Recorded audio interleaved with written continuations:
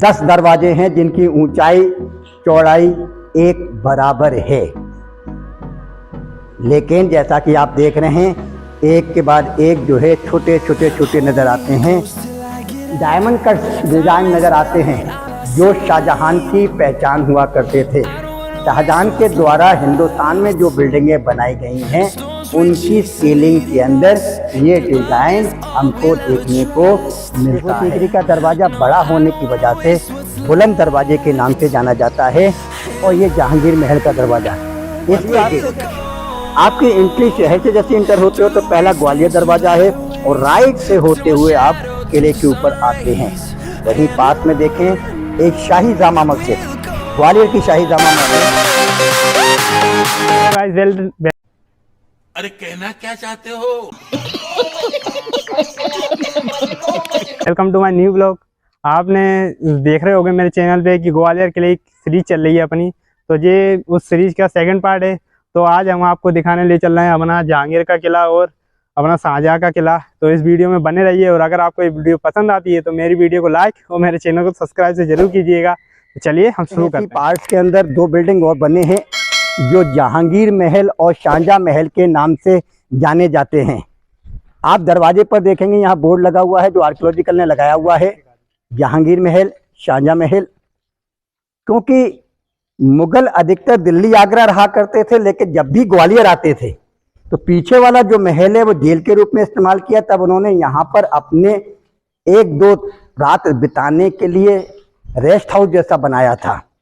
लेकिन कुछ हिस्सा जहांगीर के समय में बना है, कुछ शाहजहां के समय में बना है। दैट्स वाई इसको जहांगीर महल और शाहजहां महल के नाम से जाना जाता है। तो इसका जो नॉर्थ वाला हिस्सा है, नॉर्थ और वेस्ट वाला हिस्सा, वो जहांगीर के समय का है और ये ईस्ट और साउथ वाला हिस्सा जो है ये शाहजहां के समय का है। लेकिन इस हिस्से में भी इसका नॉर्थ वाला हिस्सा जो है वो मिलता है कि राजा रानियों के द्वारा इस्तेमाल किया जाता था। बाद बाकी ईस्ट वेस्ट और साउथ वाला हिस्सा उनके साथ में जो लश्कर आता था उनके द्वारा इनका इस्तेमाल किया जाता था। तो हम आपको चलकर आगे दिखाते हैं। लश्कर जैसा आप जानते हैं कॉलोनी के रूप में जैसे रहते हैं, जैसे ही हम इधर आगे चलकर इनको कमरों को देखेंगे तो एक कॉलोनी के रूप में, यानी एक सीट में जो कमरे एक तो एक जैसे आपको नज़र आएंगे। लेकिन वही वजह है कि इस पार्ट्स को भी अंग्रेज़ों ने स्टोर के रूप में इस्तेमाल किया, ब्लास्ट हुए, जिसकी वजह से बिल्डिंगें थोड़ा सा टूटे फूटे हालात में हैं। यहाँ से अगर आप देखें तो दोनों साइडों में लगभग 10 दरवाजे हैं जिनकी ऊंचाई चौड़ाई एक बराबर है। लेकिन जैसा कि आप देख रहे हैं एक के बाद एक जो है छोटे छोटे नज़र आते हैं। तो जैसा हम सभी जानते हैं कि कोई ऑब्जेक्ट अगर दूर जाता है तो पहले से छोटा नज़र आता है। लेकिन ये वाला हिस्सा जो है सोल्जरों के लिए था और आगे मैं अभी आपको बता चुका हूँ कि ये शाहजहां के समय में बनाई हुई बिल्डिंग है। तो आगे आने के बाद जैसे ही हम इसकी सीलिंग में नज़र डालते हैं छत में, तो यहाँ पर हमको डायमंड कट्स डिज़ाइन नज़र आते हैं जो शाहजहां की पहचान हुआ करते थे। शाहजहां के द्वारा हिंदुस्तान में जो बिल्डिंगें बनाई गई हैं उनकी सीलिंग के अंदर ये डिज़ाइन हमको देखने को मिलता है। यहीं से अगर यहाँ से भी अगर हम आपको व्यू कराएं तो देखिए बहुत शानदार व्यू है। यहाँ से आप शहर को देखते हुए नीचे जाने वाले रास्ते के भी नज़र डाल सकते हैं। तो ये एक लाजवाब व्यू पॉइंट है।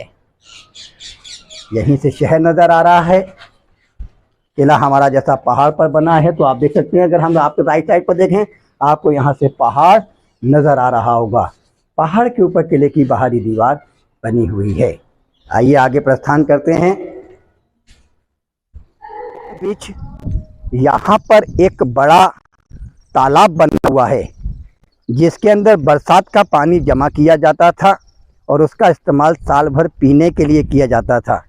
क्योंकि सिर्फ बरसात का पानी था, आप इस्तेमाल करेंगे वाटर लेवल नीचे जाएगा, तो आप नीचे तक जाकर पानी को ला सके, इसलिए वहाँ रास्ता बनाया हुआ है। लेकिन अब बरसात कम होती है, आप देख सकते हैं कि पानी बिल्कुल ना के बराबर रह गया है। अभी इसी पार्ट में जैसे हमने शुरू किया था जहांगीर महल और शाहजहां महल, तो शाहजहां महल देखने के बाद अब हम जहांगीर महल की तरफ प्रस्थान कर रहे हैं।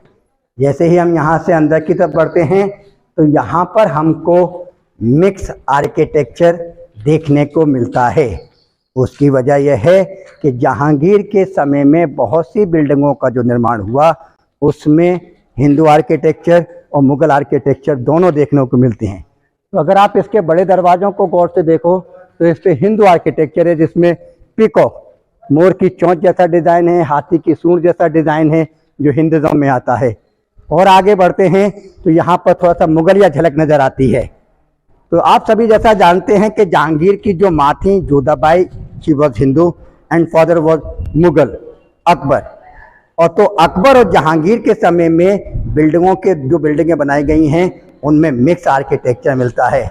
लेकिन यहाँ से आप थोड़ा सा आगे आकर देखेंगे, नीचे ग्वालियर गेट के ऊपर एक शानदार बिल्डिंग बनी हुई है जिसे गुजरी महल के नाम से जाना जाता है।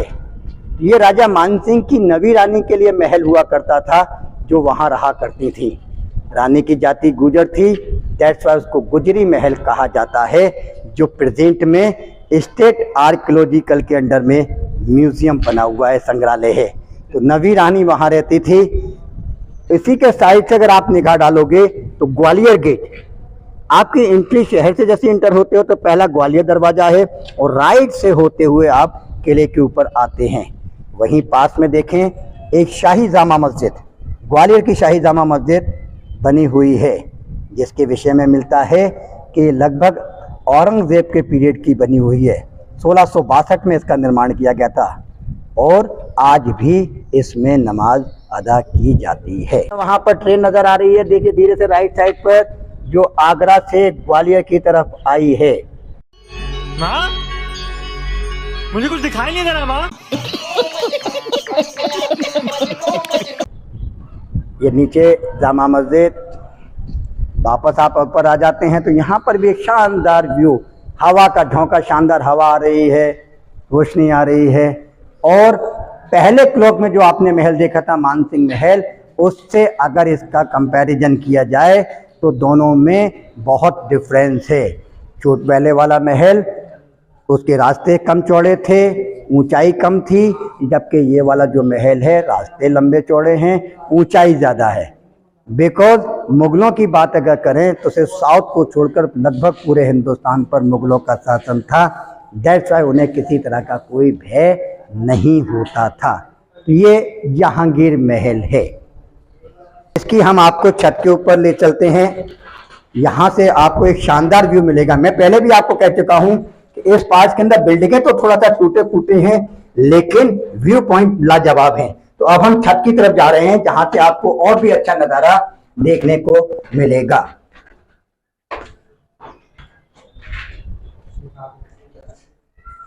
चलते जाएंगे, बहुत शानदार व्यू है।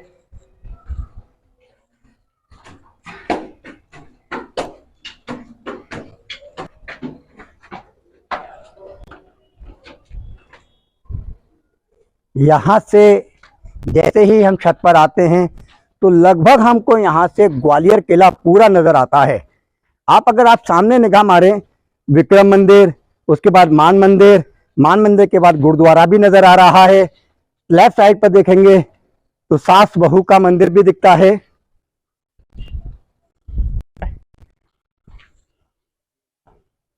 राइट साइड पर देखेंगे तो यहाँ करण महल है और जिस बिल्डिंग में हम ठहरे हुए हैं ये जहांगीर महल और शाहजहां महल। यहाँ पर ये देखिए, इस छतरी को देखने के बाद आपको याद दिला दें कि इस छतरी का इस्तेमाल लुका छुपी शूटिंग में किया गया है। हमने भीम सिंह राणा की छतरी नजर आ रही है।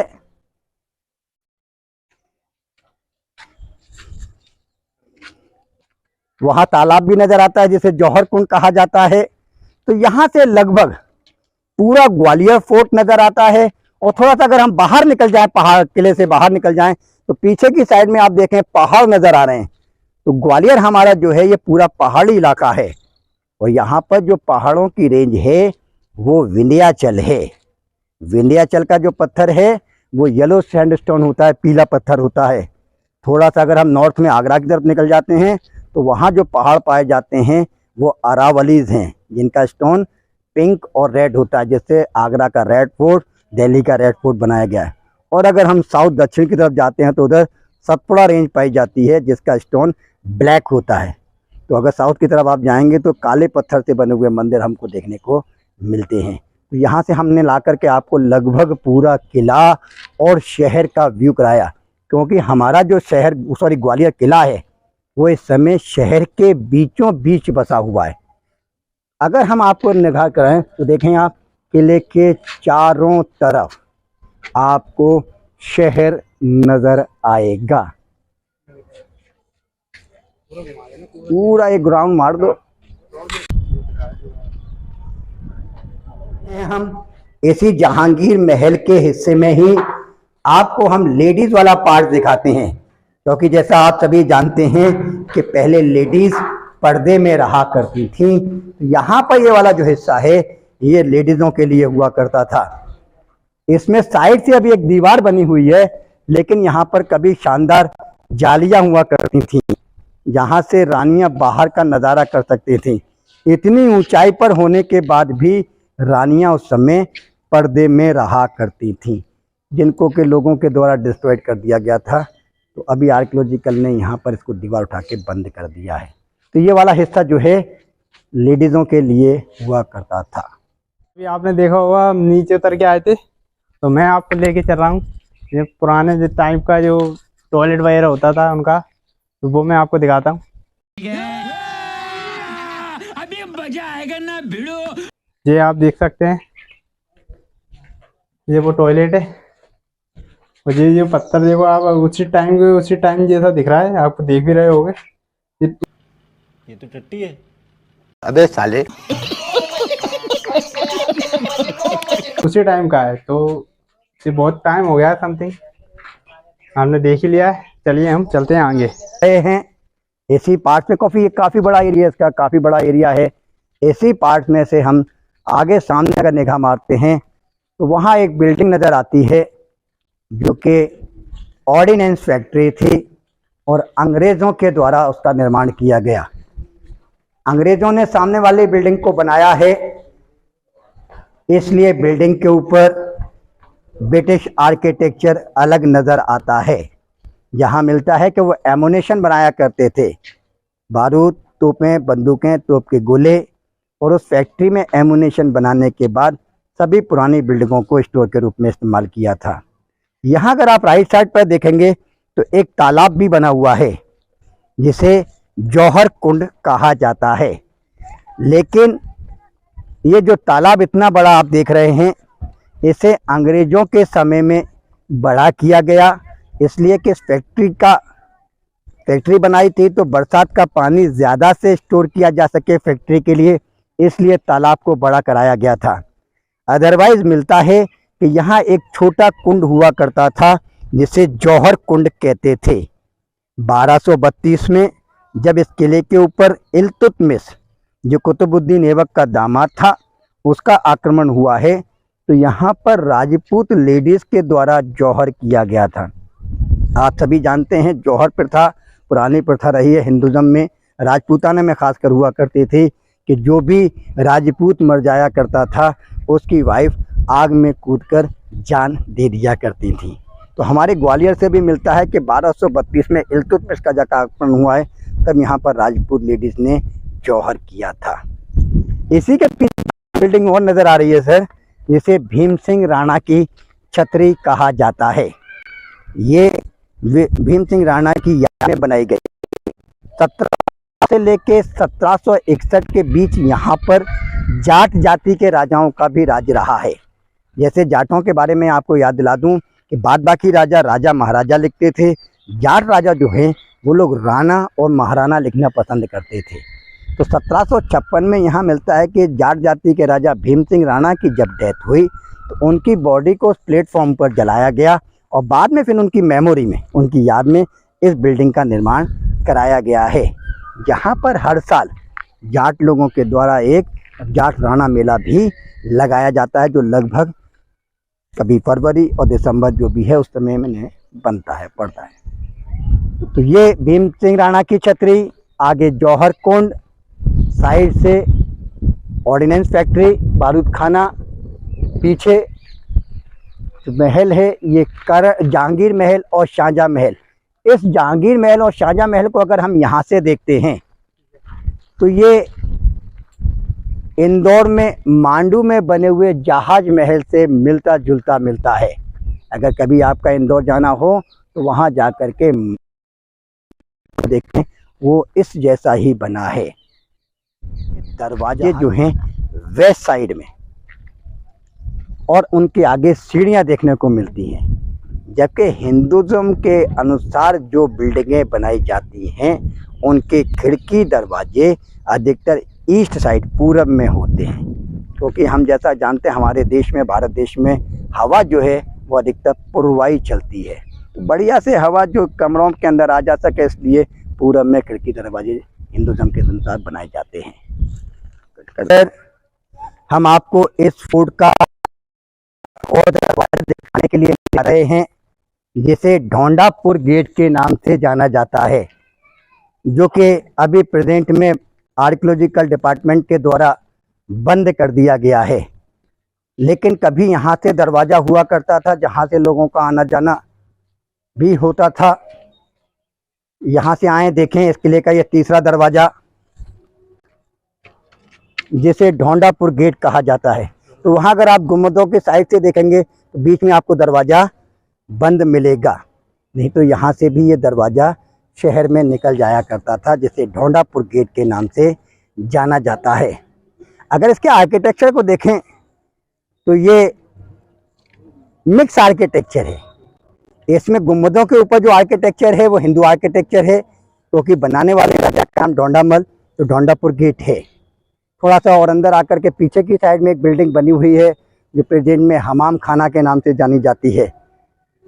लेकिन अगर हम पुराने समय में थोड़ा सा पीछे बैक में जाते हैं तो इस बिल्डिंग के ऊपर कभी हुमायूं महल के नाम से तख्ती हुआ करती थी, हुमायूं महल हुआ करता था, जो अभी हमाम खाना के नाम से प्रसिद्ध है। लेकिन टूटी फूटा हिस्सा है, इसलिए यहाँ लोगों का आना जाना नहीं होता है।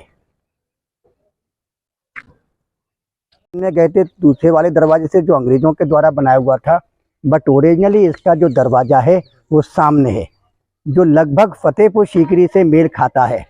लेकिन फतेहपुर सीकरी का दरवाज़ा बड़ा होने की वजह से बुलंद दरवाजे के नाम से जाना जाता है। और ये जहांगीर महल का दरवाज़ा, इस रास्ते से अगर हम इंटर होते हैं इस महल में, तो इसमें आगे जाने के बाद हमको एक शानदार व्यू देखने को मिलता है। आप आए यहाँ से देखें, जिसे देख करके देखिए एक शानदार व्यू नज़र आता है, जिसमें लगभग 14 दरवाजे एक ही लाइन में बने हुए हैं। इस वाले पार्ट का इस्तेमाल भी लुका छुपी मूवी में दुनिया वाले गाने का एंड यहीं पर हुआ है। आपने देखा था ये बुलंद दरवाज़ा जैसा दिखता है, उन्होंने दिखाया था गार्ड साहब ने। तो अपन इस ब्लॉग को यहाँ तक एंड करते हैं, क्योंकि ब्लॉग काफ़ी लंबा हो रहा है, इसलिए ये अपना सेकंड पार्ट है। इसके बाद मैं आपको थर्ड पार्ट और दिखाऊंगा एक बना के, जो हमारा एक करण महल है वो और आपको मैं दिखवाऊंगा तीसरे पार्ट में। तो ये अपना सेकंड पार्ट यहीं एंड करते हैं। अगर आपको ये वीडियो पसंद आए तो इस वीडियो को लाइक और मेरे चैनल को सब्सक्राइब जरूर कीजिएगा। तो अल्लाह हाफिज़।